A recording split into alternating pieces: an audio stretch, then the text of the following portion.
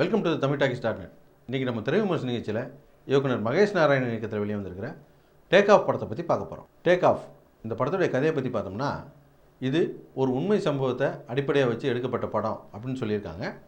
அந்த உண்மை சம்பவம் என்ன அப்படின்னு சொன்னால், 2016 கேரளாவிலேருந்து ஈராக்கு வேலைக்கு போன 19 நர்ஸு அங்கே ஐஎஸ்ஐஎஸ்சி தீவிரவாதிகளுக்கும் ஈராக் இராணுவத்துக்கும் நடந்த உள்நாட்டு போரில் மாட்டிக்கிட்டாங்க.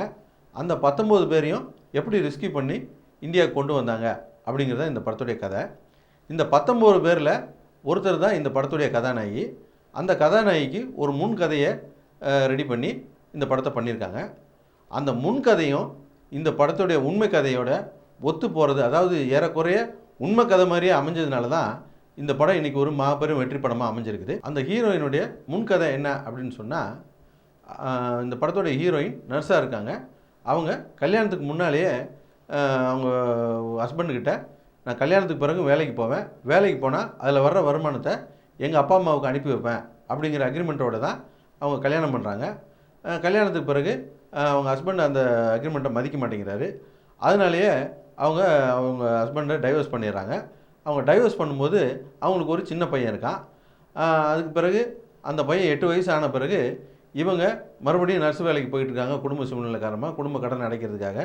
அந்த சூழ்நிலையில் அவங்க கூட வேலை பார்க்கக்கூடிய இன்னொரு மேல் நர்ஸை கல்யாணம் பண்ணிடுறாங்க. கல்யாணம் பண்ணிவிட்டு அதிகமான சம்பளத்துக்காக ஈராக்கு வேலைக்கு போகிறாங்க. ஈராக்கு வேலைக்கு போகும்போது பக்கத்து நாட்டிலேருந்து முதல் புருஷன் கூட இருக்கக்கூடிய இவங்க பையன் 8 வயசில் இவங்களை பார்க்க வர்றான். அந்த சமயத்தில் இவங்க மறுபடியும் கர்ப்பமாயிடுறாங்க. 5 மாத கர்ப்பன்றதுனால அந்த பையன் வரும்போது அந்த கர்ப்பம் தெரியக்கூடாதுன்றதுக்காக அவங்க மூடி மறைச்சிட்டு அந்த பையனை ரிசீவ் பண்ண போகிறாங்க. ரிசீவ் பண்ணும்போது ஒரு பெரிய அதிர்ச்சி நமக்கு காத்திருக்கும். அந்த ஐஎஸ்ஐஎஸ்ஐ தீவிரவாதி வந்த பிறகு தான் நமக்கு அதிர்ச்சி காத்திருக்கும் அப்படின்னு நம்ம நினச்சிக்கிட்டு இருந்தால், அதுக்கு முன்னே இருந்தே அந்த பையனை சந்திக்கும் போது இருந்தே நமக்கு அந்த பிரச்சனை உருவாயிடும். அதுக்கப்புறம் படத்தை பார்க்கும்போது சீட்டு நுனியில் உட்காந்துட்டு அடுத்து என்ன அப்படின்னு சொல்லி இந்த படத்தை பார்த்துட்டு இருப்போம். அதுதான் இந்த படத்துடைய மிகப்பெரிய ப்ளஸ் பாயிண்ட்டாக இருக்கும். இந்த படத்துடைய டைரக்டருக்கு இது ஃபஸ்ட்டு படம் அப்படின்னு சொல்கிறாங்க.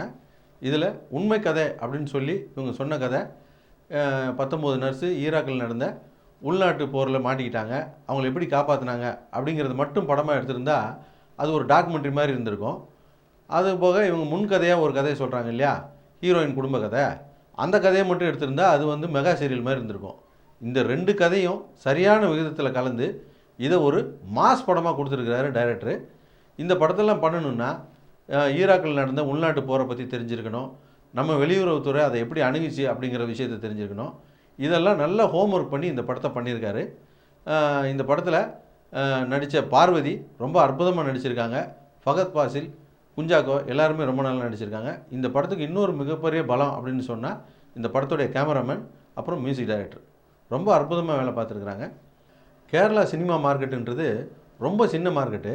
அந்த சின்ன மார்க்கெட்லேயே கூட ஒரு ஹீரோயின், 2 ஹீரோ, வெளிநாட்டில் ஷூட்டிங், அந்த நாட்டில் இராணுவத்தை காட்டுறாங்க, அந்த நாட்டு தீவிரவாதியை காட்டுறாங்க.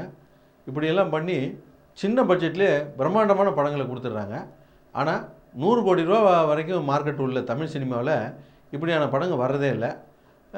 என்ன செய்வாங்க இவங்க, 100 கோடி ரூபாயில் மொத்த காசையும் கொண்டு போயிட்டு ஹீரோக்கு ஹீரோயின் சம்பளமாக கொடுத்துவிட்டு மிச்சம் சொச்சம் காசு இருந்தால் படம் எடுக்கிறாங்க. அந்த படம் அந்த லட்சத்தில் தான் இருக்கும்.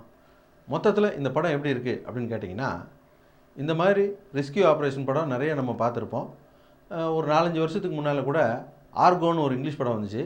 அதுவும் ஒரு அற்புதமான படம் தான். ஏறக்குறைய இந்த மாதிரி தான் இருக்கும். சந்தர்ப்பம் கிடைச்சா அந்த படத்தை கூட பாருங்கள். சந்தர்ப்பமே கிடைக்கலன்னா கூட சந்தர்ப்பத்தை உருவாக்கிட்டு இந்த படத்தை கட்டாயமாக பாருங்கள், மிஸ் பண்ணிடாதீங்க. ஒரு அற்புதமான எமோஷனலான ஒரு ரெஸ்கியூ ஆப்ரேஷன் படம் பார்த்த திருப்தி உங்களுக்கு கிடைக்கும்.